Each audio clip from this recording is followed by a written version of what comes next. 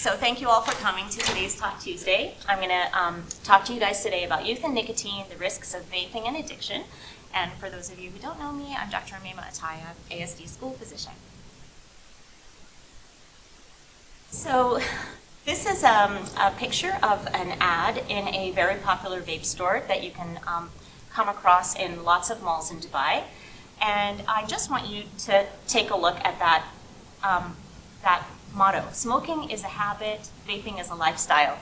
And think about it as an adult, what does that say to you about vaping?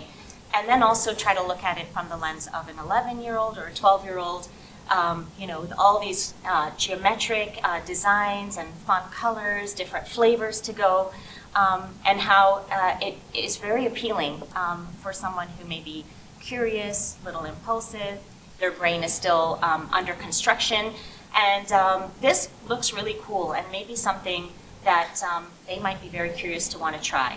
And then add on top of that maybe some of their friends are doing it and how difficult it might be to say no to something like this when faced with the choice to try it or not. So ads like this are one of the main reasons why vaping has become so popular over the last 10 years. And why really it's so hard to actually do anything about it, because it's just so appealing, and it targets young people who once they are dependent on it, it's really, really hard for them to break free from it. And we'll talk about the reasons why their brains are more unique than adult brains and why it makes it so much more difficult to break that dependency. So what is vaping? Why is it popular? Why we're concerned about it? We're going to look at all of those topics today, and these are our learning objectives. We want to be able to, first of all, recognize what are these new tobacco devices out there. Vape pens, e-cigarettes, and we'll talk a little bit about shisha. One of you asked about that. Shisha, hookahs, e-hookahs. Understand what is it that lures kids to want to start vaping. And we'll learn about how nice they smell and how easy they are to hide. So how will you know if your kid is maybe using vape pens? So we'll learn some of the signs and symptoms. And then what are the health risks, the known health risks and some of the unknown long-term health risks that have yet to be discovered, since it has not been around for that long yet. And then most importantly, some suggestions for you guys as parents to learn how to have these conversations with your kids. So this ad was a 2016 Juul ad. I think a lot of you guys have heard about Juul vape pens. These became very popular around 2015, 2016, and very quickly became the vape pen of choice for young people and teens. And I think this ad just tells you why. There's a young, cool-looking person with a vape pen. Doesn't look like a vape pen. We'll learn later the evolution, but it looks just like a cool USB stick. Again, colorful, geometric designs. They advertise it as coming in all these different flavors. This was in 2016, and only now, in April of 2023, are some of these tobacco companies being held accountable for advertising aggressively to teenagers and young people. So Juul reaches almost $500 million settlement with different states. And not to pick on Juul, I mean, this applies to all the vape pens really on the market, but these were comments that followed the article in New York Times. Just really speaks to how much families were impacted by their kids who were hurt by vaping. So this one lady, Lisa, says, how about the families who have lost a child to addiction already? My niece innocently got hooked, starting with the Juul, then later died of a fentanyl overdose. Boom, gone. Life will never be the same for any of us. Where is the justice there? And then Brandon, who was working in a university, surrounded by the kids who were in high school at the time when Juul was being marketed this way. These kids are still vaping in massive numbers. Juul has successfully hooked the next generation. $500 million is a drop in the bucket, and it really is. The industry is worth $10 billion. So we need to do more. We need to do more. So a quick true or false question. Some e-cigarettes are safe for kids. So I'm sure you know the answer, but I just want you to think about whether you think that's true or false. And most e-cigarettes contain nicotine. So here are some just definitions, facts, and stats. E-cigarettes are battery-powered devices. They deliver several things. The point of them is, of course, to deliver the nicotine, but they also have within them flavorings and other aerosolized substances that are inhaled in the lungs of the user, and we'll learn about the effects of those. They are so available. Anywhere you go in the UAE, any shopping mall or pavilion, you're likely going to find a vape shop. You can even order them off the internet. They come in all these great designs, 15,000 different flavors on the market that, are, of course, are most appealing to young people. E-cigarettes are by far the most common form of tobacco since 2014, so almost 10 years they've led as the most popular way to smoke. And unfortunately, teens who vape are 3 times more likely to become daily cigarette smokers, and that's really important because when e-cigarettes first came out, they looked a lot like conventional cigarettes, and the way they were marketed is that these are so much safer. This is the way you might want to stop smoking. But we know now that that's actually hooked more people and gotten more people dependent on nicotine. So that marketing was definitely not evidence-based, and we know it's absolutely the opposite. We start kids young; they're more likely to switch on to regular cigarettes later on. And most people who start are minors. They're under the age of 18. 90% of adult tobacco smokers started before they were 18. So this is I won't name it, but it's a shopping mall in Dubai. You probably know. Again, they're My Vapory, Let's Vape. There's so many. They're just, you walk by, it's H&M and a vape store in every single neighborhood shopping mall.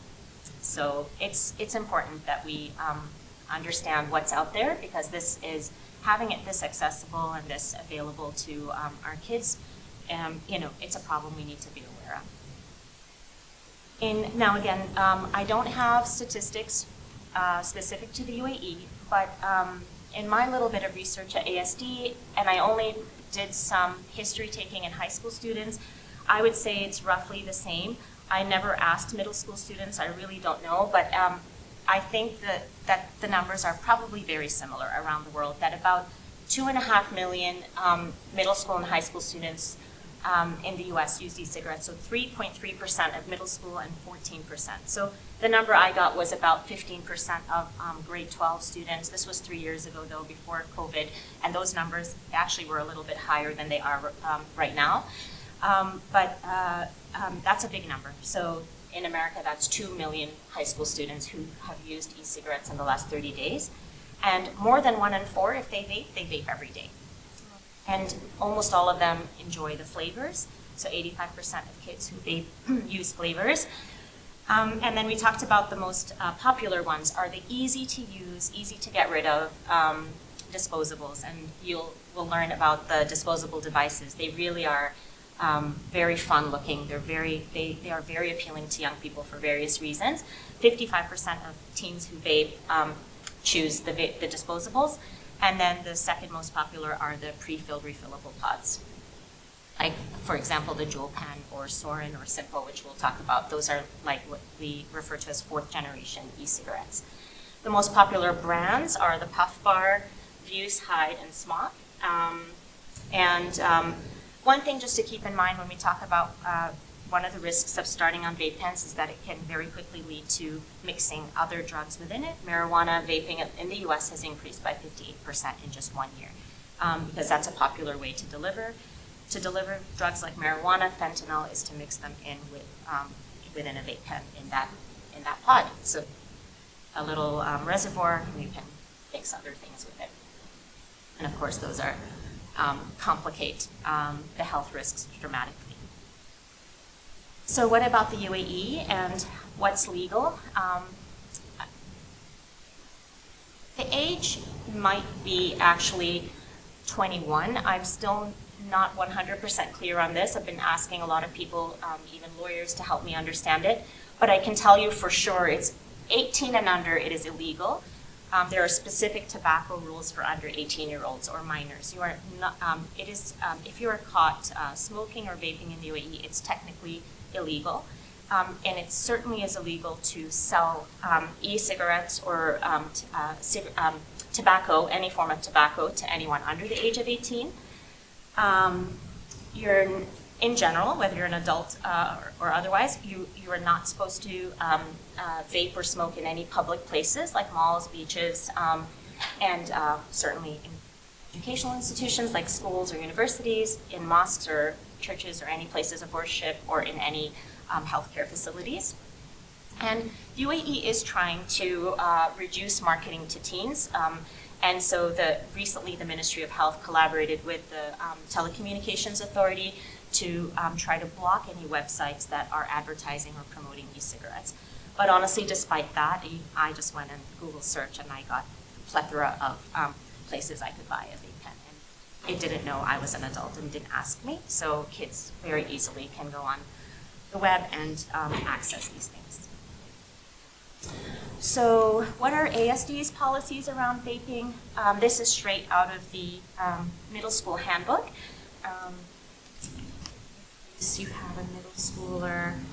I forgot which page, honestly, but I can get back to you on that. But basically, if a student is caught vaping or smoking on campus, or even in the vicinity of campus, like in the parking lot, or even if they're wearing the school uniform and taking a video of themselves in their own home, they can be held responsible by ASD with suspension, referral to the superintendent.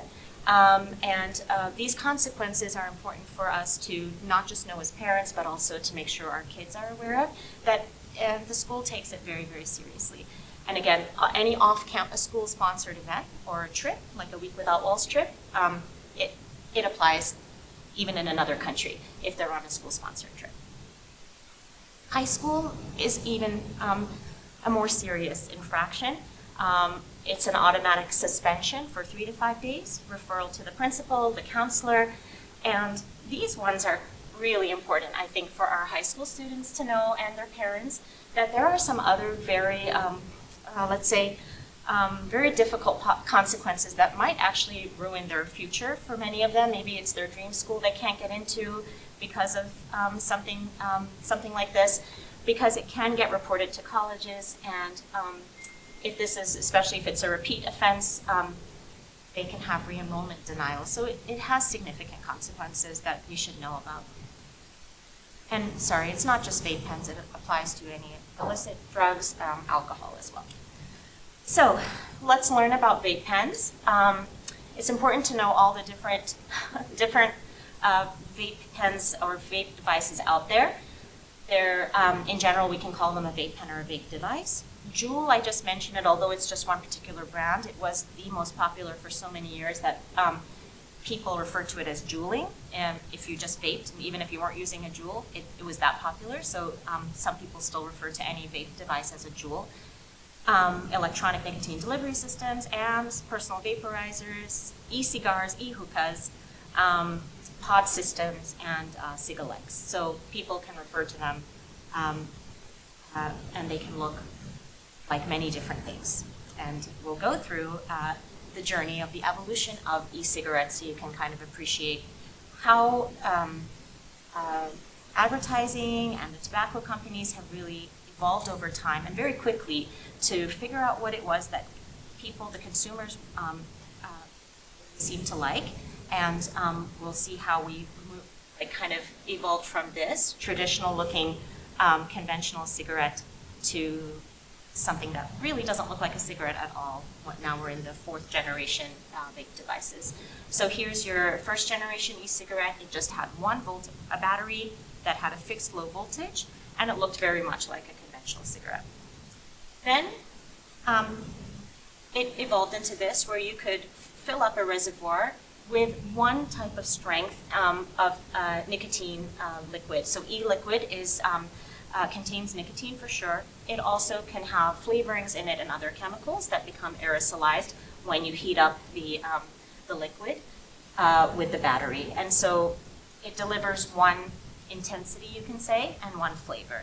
So this was the first sort of drift away from the conventional cigarette.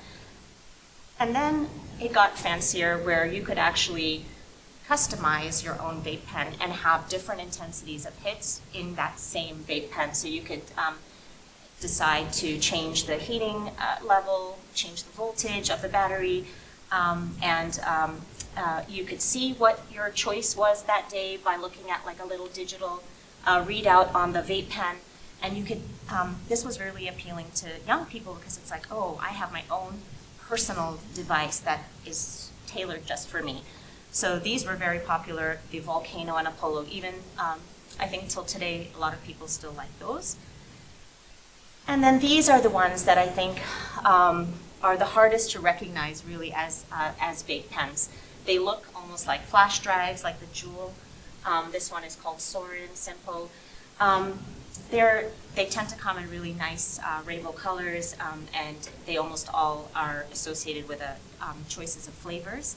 And they're easy to charge up. Just connect them to a USB cable. But the scary thing about these is that they evolved into using a different form of nicotine. They're called nicotine salts. Nicotine salts have 59 milligrams per milliliter of nicotine, which is a lot. So one pod is the same as 20 conventional cigarettes, a pack of cigarettes. So not only are you delivering a higher concentration of nicotine in a vape pen, it's also the nature of the nicotine salt is less irritating in the mouth. It feels lighter when you take a hit of this, and so it's encourages kids to be able to use it more frequently. And on top of everything, it absorbs even better into our body. So for all those reasons, it's actually a very frightening way to deliver nicotine. And so not to pick again on Juul, but I just wanted to show you how, the Juul pod, how much nicotine it has. And really clearly here for a teenager, all these sleek designs, fun colors, different flavors is something they're curious about and may want to try. So the most popular though in the market these days, in the past year by far has been over 50% of the vapers who are under 18 prefer to use disposable e-cigarettes. So you can see here strawberry, snow cone, slushy ice, menthol mint. I mean, any flavor you can imagine seems to be available to try. And this particular brand, Puff Bar, is the most popular of all. And I just found this on a regular website. For just 20 dirhams, you can get your pretty and pink Puff Bar guava ice flavored, and all you have to do is just inhale to fire up the pre-filled device. Like, I think of this from a teenager, like how much easier can you make it for them to want to pick up one of these and try it? Like, it's really compelling. I'm not sure how much our teenagers and young people are using hookahs, but just because they are tobacco delivery devices and we are in a region where they are quite popular amongst adults, I just wanted to go through them quickly and let you know that they made an electronic version as well, e-hookahs. But in the traditional hookah or shisha, the charcoal actually produces very high levels of carbon monoxide. There's a misconception that the water filters it, it's safer, but it really doesn't. And it's not only dangerous to the user, but the secondhand smoke from hookah use is really dangerous. You have heavy metals, cancer-causing chemicals, the tobacco juice from taking a hit of a hookah device is a known oral cancer trigger. And of course, pregnant women using or even sitting around users can have been shown to deliver babies of low birth weight, higher risk of respiratory diseases. So we talked about how hard it is to recognize a vape pen and how nice they smell. It's hard. It may be hard to know when you should be suspecting that maybe your child is using. So these are some of the signs and symptoms you can look for. If you start smelling sweet, fruity smells coming from closed doors, that could be a red flag. Or as you're cleaning up the room, you see these things, you're like, never seen that charger or that battery before, or what's this device? If you don't recognize it, ask about it, because it could be a vape pen. Eye drop bottles suddenly, because it does cause irritated mucosal membrane, so their eyes are usually very red when they're using a lot and irritated, so they might be trying to treat that with lubricating eye drops or saline. I don't know how maybe your kids are given allowances or if they have a credit card or whatnot, but if you suddenly see all this spending that you can't quite account for, that should raise a red flag and deserves the question of what are you using this money for? The physical signs, we mentioned the red eyes. They might complain a lot of headaches. It affects sleep very much so they just might be dragging more and more fatigued. Nausea, cough, or if they have a history of asthma, an exacerbation or flare-up of their asthma symptoms like chest tightness, wheezing, and such. And then some of the emotional or behavioral changes you may notice are that they're just more moody, more anxious, more impulsive, and if they're tended to get pretty good grades and suddenly you see a decline in their grades, that is a red flag that something's going on and that you need to explore that a little bit more. So, true or false, e-cigarettes create a natural, harmless vapor. I think we all know that's not true. And this is from the CDC showing you all the things, all the different substances that are in that e-liquid that become aerosolized and that we inhale. Some of these things are actually not that horrific for you if you ingested them, but if you inhale them, we know how damaging that can be to your lungs. And so there are cancer-causing chemicals, there are all these heavy metals, and this is probably one of the scarier ones, the flavorings that they're using, which are, again, what are making teens so excited to use vape pens. They taste so fruity and yummy. Diacetyl is the chemical used in these flavorings that can cause something called, the reason there's popcorn there, is popcorn lungs. You might have heard of that. It's a progressive chronic lung disease that is directly tied to inhaling this chemical. It was called popcorn lung because it was first discovered in a microwave popcorn factory.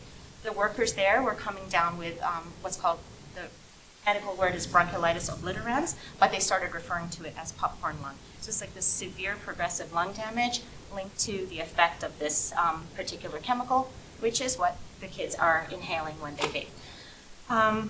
Nicotine, of course, and different volatile organic compounds. So to put it in simpler terms, benzene, like what you have in your car exhaust, is actually also present in vape pens. So not things that I would recommend.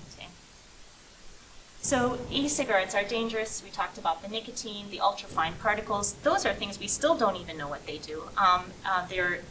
But we can imagine they're probably not safe for kids to be breathing in, and they're young, developing lungs. Diethylene glycol is the same chemical used in antifreeze, and we know that that can cause lung disease. We talked about the flavoring and popcorn lung, the organic compounds like benzene, and then cancer. It increases the risk of cancer dramatically. And the particular chemicals that we know do that are formaldehyde. That's what they preserve, dead bodies in anatomy lab. Like, it's not something you want to breathe in, that's for sure, and also heat up and breathe in. So these are known carcinogens that are present in vape pens, and of course the heavy metals. Kids don't really worry so much about this because it feels too far-fetched into their future that they're like, I'm young now, I'm invincible. This is important that we keep on talking to them about it, and the things that lure them to it, again, are the things that are probably the most dangerous for them. We'll talk about nicotine separately, but nicotine aside, maybe talking about the chemicals might make the kids' eyes open wide and say, oh, maybe I don't want to put this in my lungs, especially if I'm an athlete or I want to do well in school or whatnot. So this is a diagram just talking about some of the immediate effects of vaping. So it can immediately relax, and that's that dopamine feeling we'll talk about later that nicotine creates. But then long term, it creates dependency. So you keep seeking out a bigger boost of dopamine to feel okay, and you keep seeking out using. the mouth and airway irritation, coughing, the lung problems, nausea and vomiting, and there are some effects on the heart, which we'll talk about also in a little bit. In addition to that, we talked about how kids who vape are actually more likely to move on to regular conventional cigarettes, and that it can also be used to deliver other substances like marijuana or fentanyl, which are actually have led to overdose and death. It's a gateway. Using e-cigarettes can be a gateway to misuse all kinds of other substances. We talked about some of the impact on the lungs, but one of the things that you might have heard about in 2019-2020 is EVALI. This was a serious lung disease that they were able to directly link to marijuana or THC containing vape pens. So when kids vaped with marijuana, they developed this very serious lung disease. You might have heard of some teenagers who died of it, and they linked it to vitamin E acetate, which was present in those vape pens. So that's really scary. And back to the Jewel article when people talked about losing their kids. So it's not just we're talking about physical harm, but even death from that started out with what seemed like innocent vape pen use. It's just, kind of heartbreaking, honestly. So the impact directly on the heart or the blood vessels, it increases your risk of heart attacks, it affects your blood vessel layers, and it leads to high blood pressure, a higher heart rate, so it stresses your heart basically, and it can increase your risk of having blood clots as well. So if you look up in this chemistry website, nicotine, that's the chemical safety. It's an acute toxic environmental hazard. And we'll talk about why that is especially dangerous to a young person's brain. So to understand why nicotine dependency develops especially strongly in kids, we should understand how the reward system works in a healthy brain. So when you experience an activity that is pleasurable, like it's your kid's birthday and there's a yummy chocolate piece of cake, you eat a slice of chocolate cake and you get this surge of dopamine in our brain. That's a natural chemical, a neurotransmitter that's released in the brain that is creates this pleasurable feeling. And then the brain, remembers that when you ate chocolate cake, you felt this pleasure.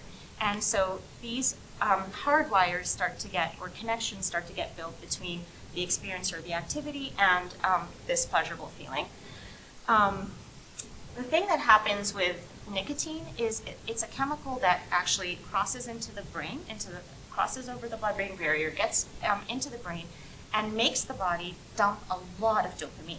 And so basically hijacks the reward system and says, this is a pleasure, far beyond what you've ever felt, and that builds a very strong connection between the experience of vaping, not just the actual vape pen, but the situation even, where you were when you vaped, who you were with, what was around you at the time, all become sort of linked to that pleasurable feeling. And so then the brain learns that, oh, I want to have that again. And so you start to seek out that drug or that experience over and over again. Unfortunately, though, each time the feeling is less pleasurable, so you feel like you need more of it or you need to do it more often for that reward. And so you can imagine the effect of that hardwiring in a young person's brain is going to affect their ability to learn, to concentrate, to learn, to pay attention and remember things. So that could be why we talked about their grades dropping suddenly. It definitely can cause emotional changes. So we know teenagers anyway are moody and irritable, but everyone knows their kid, and if suddenly there's a change, you see them feeling more anxious, this could really be the drug and the nicotine dependence, not your child going through hormonal changes. So it is been shown to actually affect the way our behavior as teenagers develops, and that can unfortunately be something hard to reverse when it becomes hardwired like that. So important to talk to kids about how nicotine impairs normal brain function, and that can become reversible when you teach the brain to do this over and over again. And then there's the unintended injury. So there were toddlers who have died from drinking the e-liquid. have acute nicotine poisoning from swallowing it, because we talked about how concentrated they are. Sometimes the battery explodes. And of course, you might have made the choice that you were going to smoke or vape, but what about the people around you, the pregnant woman around you, or the children around you? Again, kids are protected under WADIMA's law in the UAE that you're not supposed to smoke near them or vape near them because of the risk of secondhand exposure. So what can you do if you're a parent, an educator, a coach, is what you're doing today. So you're learning about e-cigarettes, you're learning about the risks, so you can help educate others, other parents, your children, other people's children. So the more we talk about it and understand it, the better off we are to help people not start using it, or even hopefully stop if they want to quit. We should advocate for these laws that say that you shouldn't smoke in public places, in parks where there are children around, where they're in homes, in cars. We want them to be smoke-free and as healthy as possible. And I know this is hard. It's again, we talked about it being a $20 billion industry, but we need to advocate for stopping advertising and aiming this at young people to get them started so young. And then we should ask the question, and do it in a non-judgmental way. If you're the parent or a pediatrician, instead of saying, "Oh, do you smoke? Like, we know it's so bad for you. Do you do it?" Maybe just say, "How many times in the past month have you smoked?" So maybe assume that they do, so that they don't feel they're going to get judged, and they might say, "No, I don't." And then so a little bit more open-ended, but also not letting them think that you are going to fall apart if the answer is, "Oh yeah, I just smoked today." So it helps them open up a little bit more. And then when they start talking about it, that's when you have your entryway to try to counsel them out of it. There are all kinds of resources available: CDC, FDA, Lung Foundation, the American Academy of Pediatrics, which I'll give you specifics of where we can guide people who are interested in thinking about quitting, and how to get that support. So I noticed there were some parents here who don't even have middle school or high school students, but you brought up a great point that they will be eventually, and you want to start talking to them when they're young. And actually the AAP recommends that we start talking to our kids from the age of 11, if not sooner. So starting early, helping them learn ways to refuse things that are not good for them are skills that we should be teaching them from elementary school. And then there's no need to beat around the bush. You can just tell them, you're their parent, they know you love them, you want the best for them. Just tell them directly, "I don't want you to ever, ... I don't want you to ever use these. That's what I want for you." So advising them or telling them what you want directly and honestly is important for them to hear from you. Of course, talking about the health risks may or may not help, especially a teenager who's not really worried about the long term. Their brain is still, like we talked about, developing. Their prefrontal cortex, which tells them this is not a good choice, is still maturing. It may not work, but it's important that you educate them at least and do that part. It might help. And then, again, back to not judging them or not making them a problem, is let's make the nicotine dependence a problem, the vaping problem as a separate entity that we're going to work towards stopping. And one thing that seems to help young people sort of want to ban against tobacco is letting them know the reality, like taking them through those ads and say, you were targeted, like this is what Big Tobacco tried to do. They tried to get you interested and hooked when you were young. And try to also set a good example by not using tobacco at home. And if you have a middle schooler, you might have already listened to this podcast, which the middle school principals shared a couple months ago. It's by a psychologist, Dr. Lisa Demore. And I found this really, really helpful. It talks about how we shouldn't freak out if our kid is actually coming to us and wanting to talk openly about this.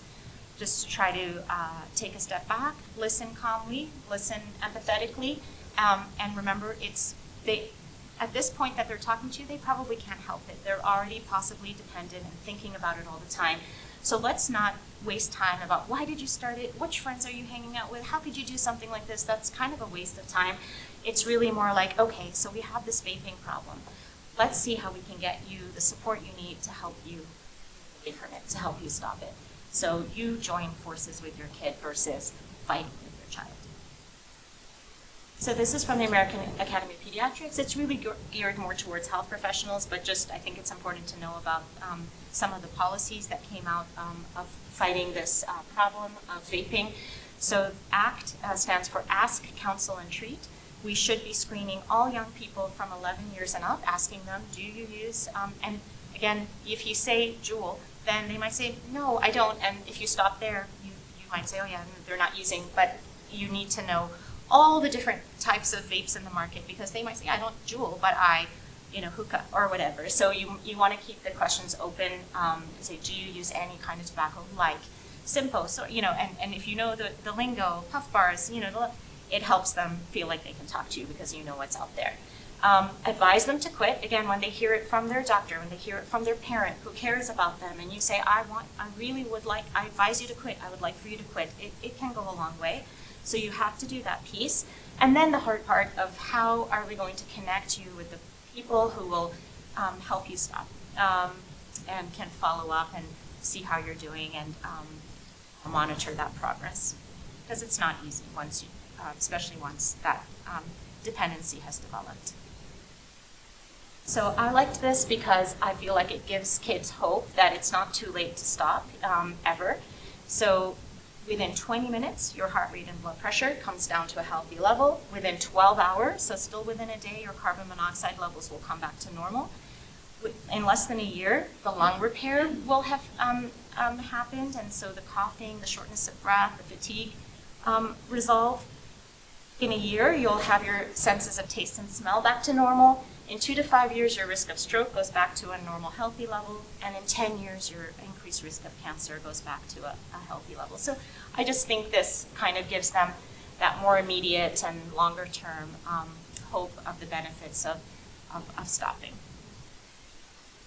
And then these are all the different resources that parents can use, that teens can use. They're very easy to use apps on their phone. There's text, smoke-free text, different resources.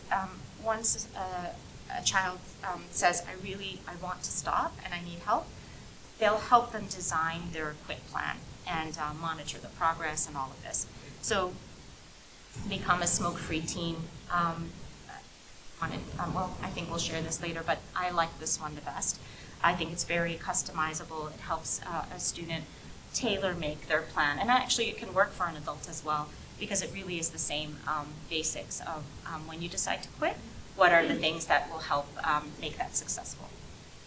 So it needs to be personalized. You can't have one size fits all because everyone's triggers are different and everyone's goals are different.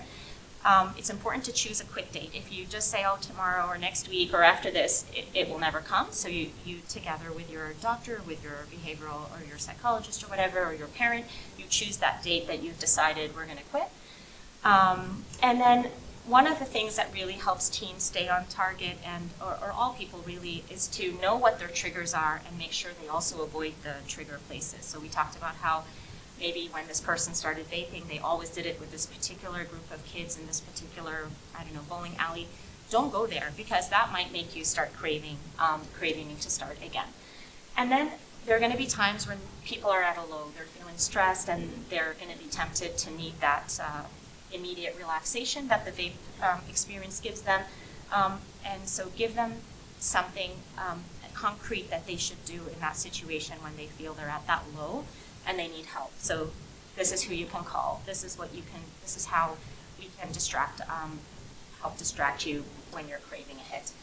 And then the last one is just so important, whether someone uses tobacco or not, is just self-care. Because if you are exercising, eating well, sleeping well, it all kind of spirals up and you reach more optimal health. And in the same way, you can spiral down. When you stop sleeping well, you don't eat as well, you stop exercising, you don't manage your stress as well.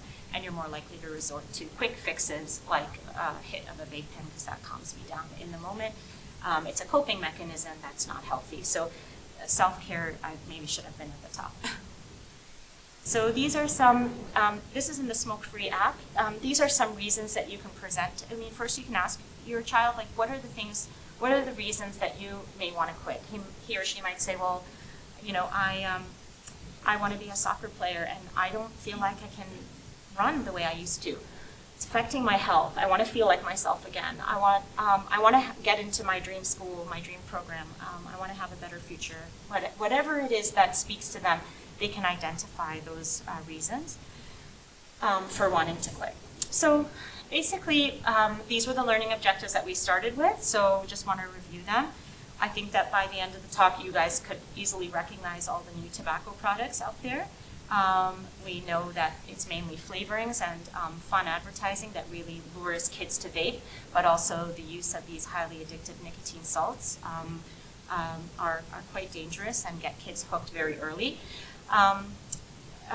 We talked about some of the red flags or possible signs and symptoms of vaping and why vaping is so unhealthy, especially for young people. And then finally, some resources to help you have those conversations with your kids. So these are, I think, some important take-home messages that vaping is prevalent. Kids are starting very young. Kids are being targeted with fun designs, fun flavors, and that there is no safe e-cigarette. All e-cigarettes are unsafe for kids and teens. It's important to talk to your kids early, talk to them honestly, directly, that you don't want them doing this and why it's harmful to them. And prevention is, of course, like anything with our health, is the most effective tool, but not to give up hope. Even when someone is addicted and wants to stop, there is help out there, resources we can connect them with to help them stop. Thank you.